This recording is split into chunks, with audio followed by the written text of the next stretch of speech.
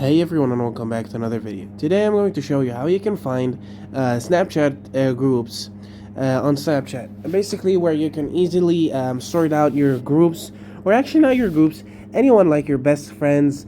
There's a really good sorting system that Snapchat offers, where basically you can see specific categories that you want: groups, best friends, people, best friends, your people in your shortcuts. It's pretty easy actually.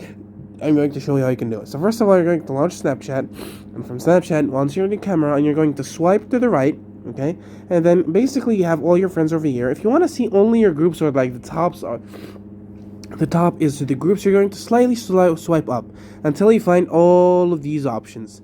Basically over here you can create a new shortcut, okay, or and you can see already your shortcuts, and you can see like the chats you haven't seen, and there over here you see is the multiple people is basically your groups. Once I click on it, okay, all the groups, okay, groups you are a member of are all going to show over here. I'm not a member of any groups except this group, so this is the only group that is going to show.